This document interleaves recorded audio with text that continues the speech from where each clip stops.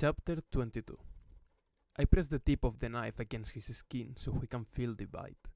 His black eyes focus on me with new intensity. "Why?" he asks. Just that. Seldom have I felt such a rush of triumph. I have to concentrate on keeping it from going to my head, stronger than wine. Because your luck is terrible and mine is great. Do what I say and I'll delay the pleasure of hurting you. "Planning to spill a little more royal blood tonight?" he sneers, moving as if to shrug off the knife. I move with him, keeping it against his throat. He keeps talking. "Feeling left out of the slaughter?" "You're drunk," I say. "Oh, indeed." He leans his head back against the stone, closing his eyes. Nearby torchlight turns his black hair to bronze. "But do you believe I'm going to let you parade me in front of the general? As though I am some lowly..." I press the knife harder. He sucks in a breath and bites off the end of that sentence. "Of course," he says, a moment later with a laugh full of self-mockery. "I was passed out cold while my family was murdered. It's hard to fall more lowly than that." "Stop talking," I tell him, pushing aside any twinge of sympathy. He never had any for me. "Move." "Or what?" he asks, still not opening his eyes. "You're not really going to stop me." "When was the last time you saw your dear friend Valerian?" I whisper.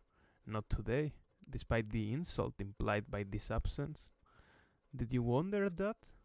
His eyes open. He looks as though I slapped him awake. "I did." "Where is he?" "Rotting near Maddox's stables. I killed him, and then I buried him. So believe me when I threaten you, no matter how unlikely it seems. You're the most important person in all of Fiery. Whosoever has you has power, and I want power." "I suppose you were right after all." He studies my face, giving nothing away on his own. "I suppose I didn't know the least of what you could do." I try not to let him know how much his calmness rattles me. It makes me feel as though the knife in my hand, which should lend me authority, isn't enough.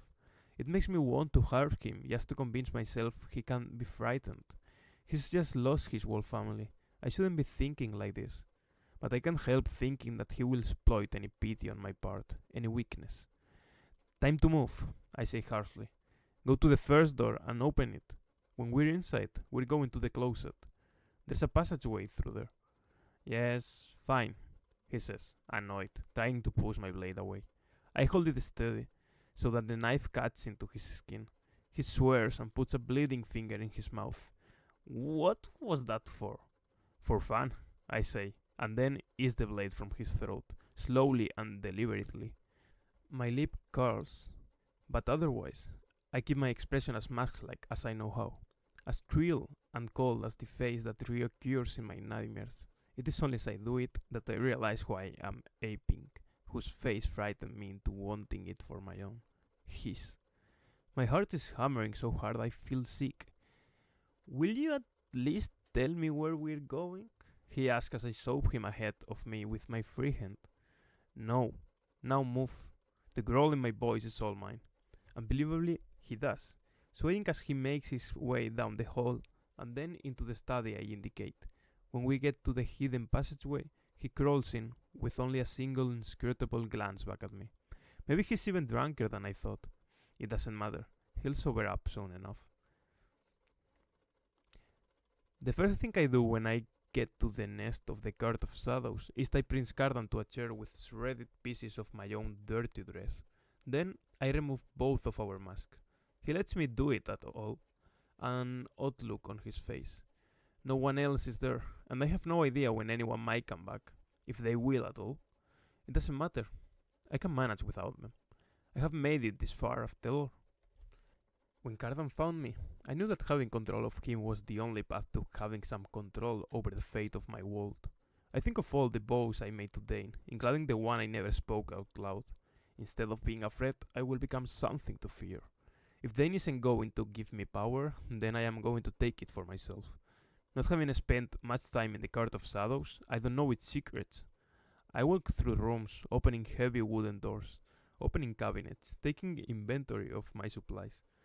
I discover a pantry that is as full of poisons as it is of cheeses and sausages, a training room with sawdust on the floor, weapons on the wall, and a new wooden dummy in the center, its face crudely painted with a disturbing green. I go into the back room with 4 pallets on the ground and a few mags and discarded clothing spread out near them. I touch none of it until I come to the map room with a desk. Dane's desk, stuffed with scrolls and pens and sealing wax. For a moment, I am overwhelmed by the enormity of what has happened. Prince Dane is gone, gone forever, and his father and sisters are gone with him. I go back to the main room and drag Cardan and the chair into Dane's office, propping it against the open door so I can keep an eye on him. I take down a handheld crossbow from the wall in the training room, along with a few bolts. Weapon beside me, cocked and ready, I sit down in Dane's chair and rest my head in my hands. Will you tell me where exactly we are, now that I am dressed up to your satisfaction?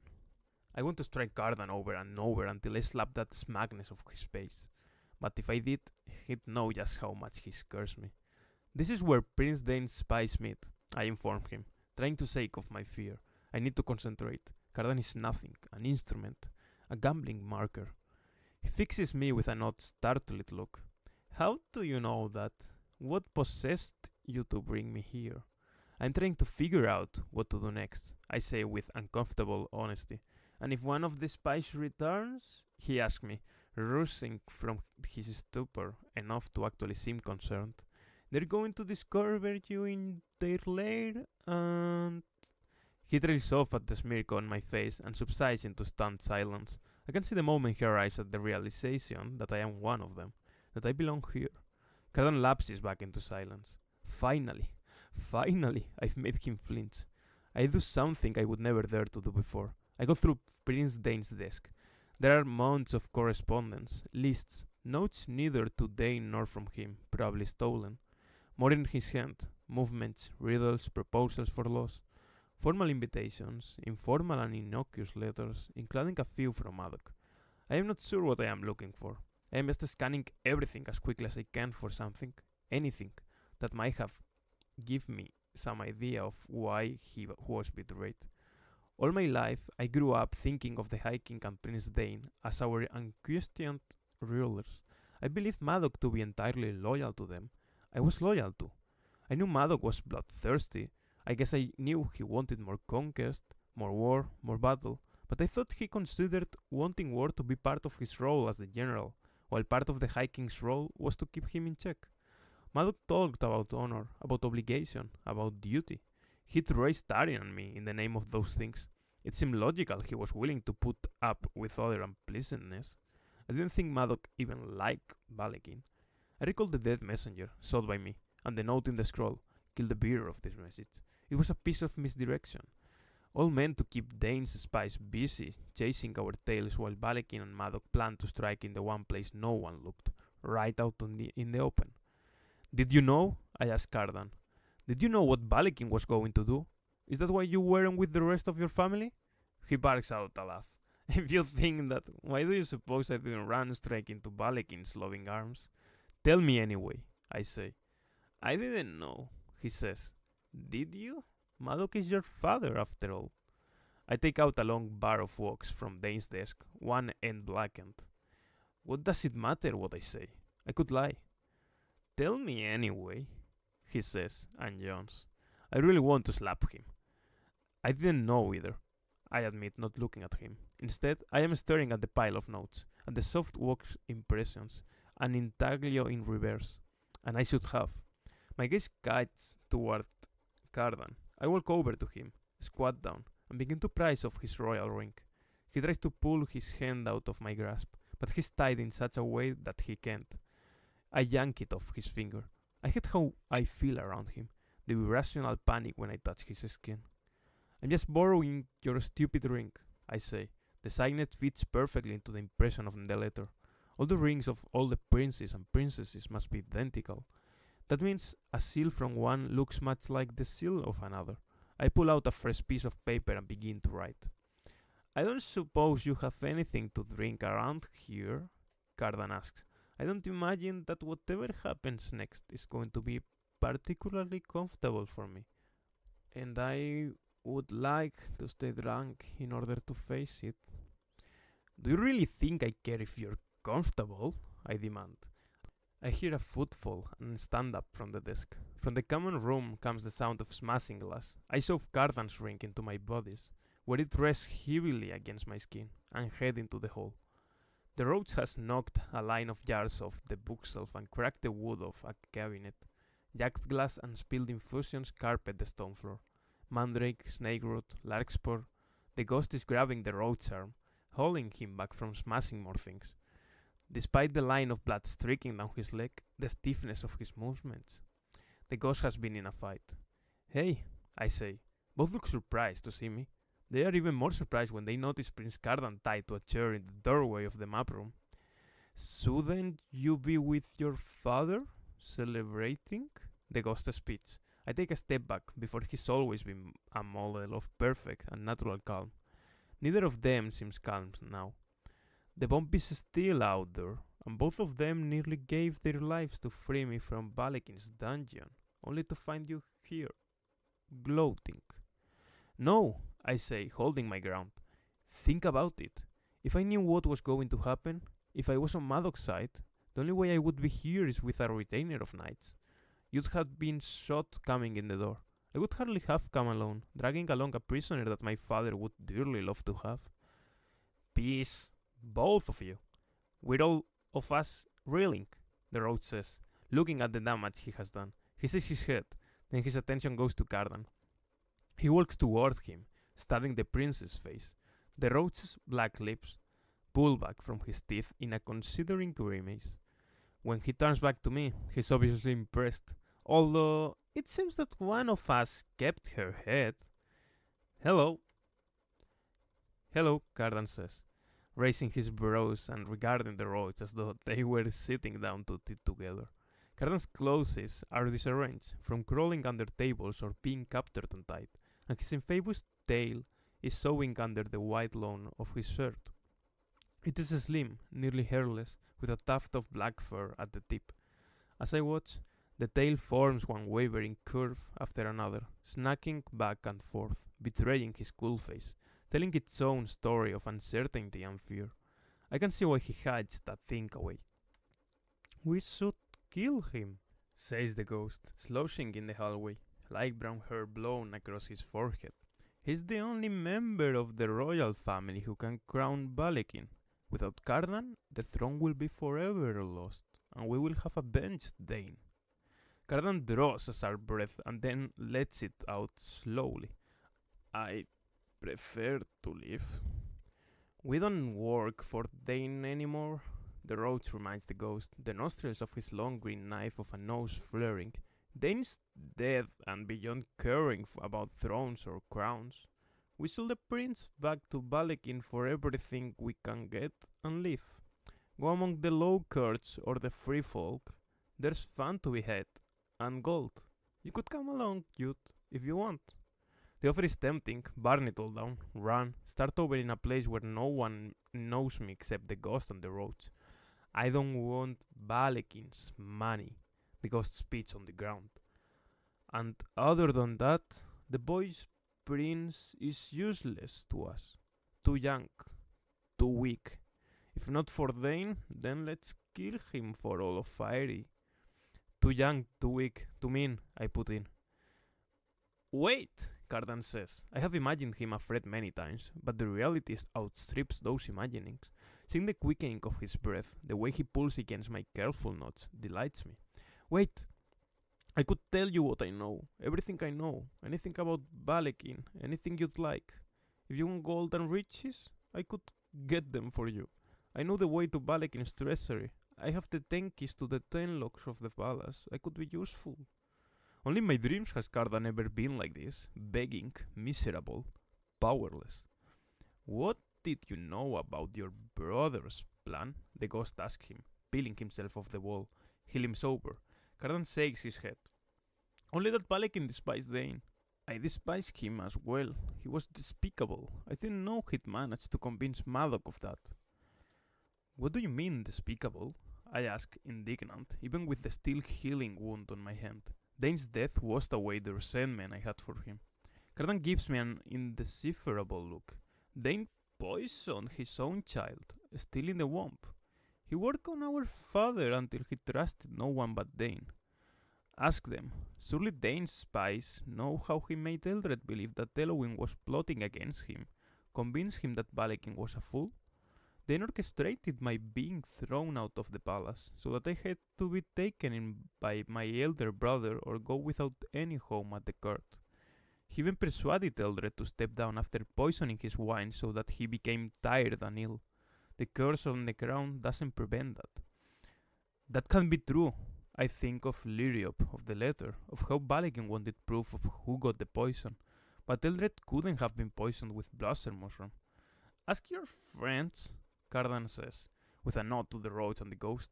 It was one of them who administered the poison that killed the child and its mother.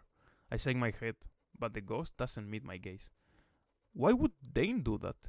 Because he'd fathered the child with Eldred's consort and was afraid Eldred would find out and choose another of us for his heir. Cardan seems pleased with himself at having surprised us, from the looks on the faces of the roach and the ghost. I do not like the way they watch him now, as though he might have value after all. Even the King of Fairy doesn't like to think of his son taking his place in a lover's bed. It shouldn't shock me that the court of Fire is corrupt and kind of gross. I knew that, just as I knew Madoc could do gruesome things to people he cared about. Just as I knew Dane was never kind. He made me stab my own hand, clean through. He took me on for my usefulness, nothing more. Fairy might be beautiful, but its beauty is like a golden stag's carcass, crawling with maggots beneath his hide, ready to burst.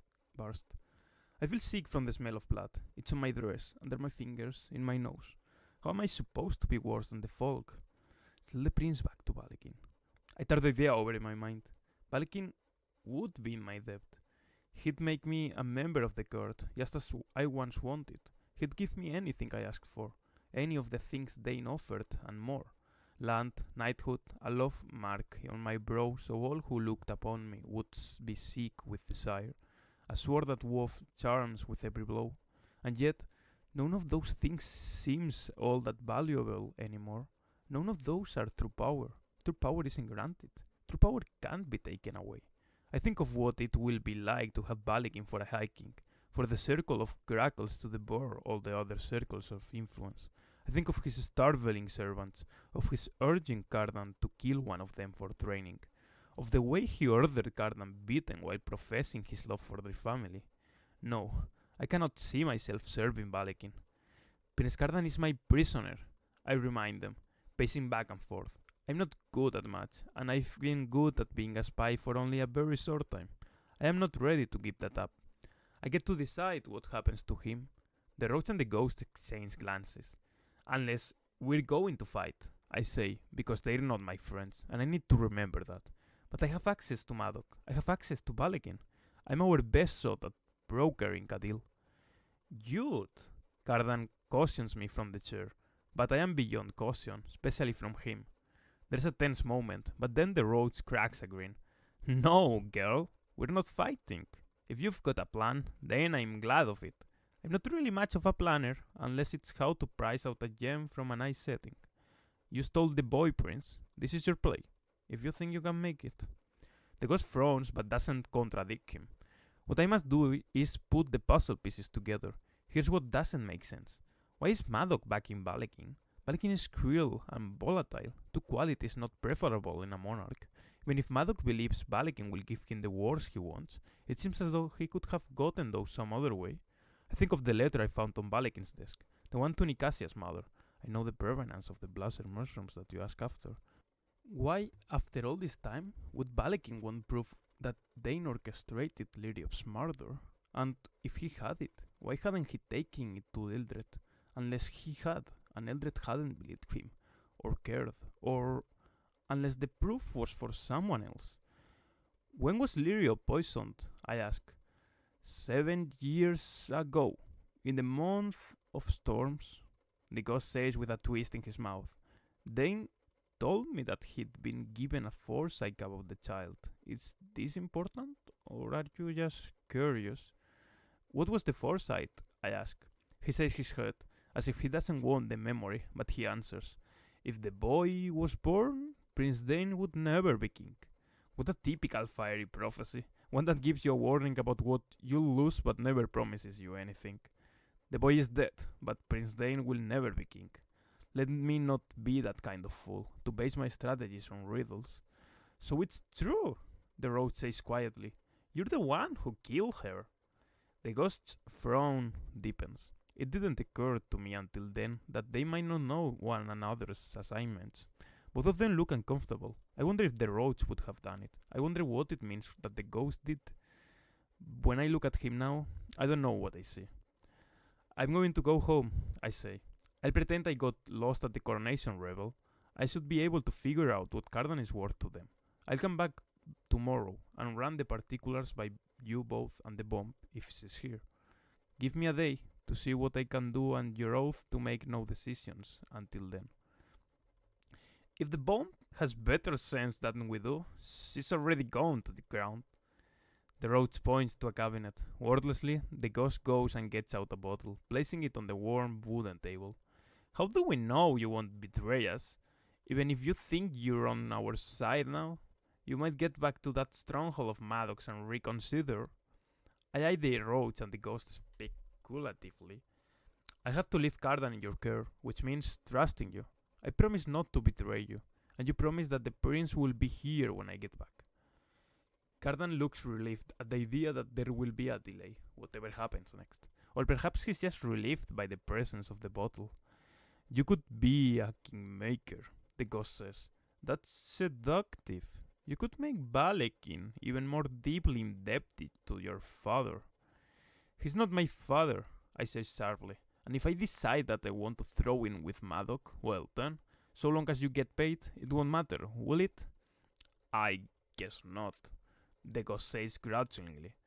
But if you come back here with Maddox or anyone else, we'll kill Cardan, and then we'll kill you. Understood? I nod. If it wasn't for Prince Dane's years, they might have compelled me. Of course, whether Prince Dane's years lasted past his death, I do not know, and I am afraid to find out. And if you take more than the day you ask for to get back, we'll kill him and cut our losses, the ghost continues. Prisoners are like damson plums. The longer you keep them, the less valuable they become. Eventually, they spoil. One day and one night. Don't be late.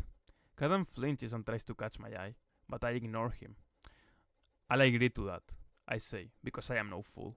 None of us is feeling all that trusting at the moment. So long as you swear Cardan will be here and Hale when I return tomorrow, alone. And because they're not fools either, they swear it.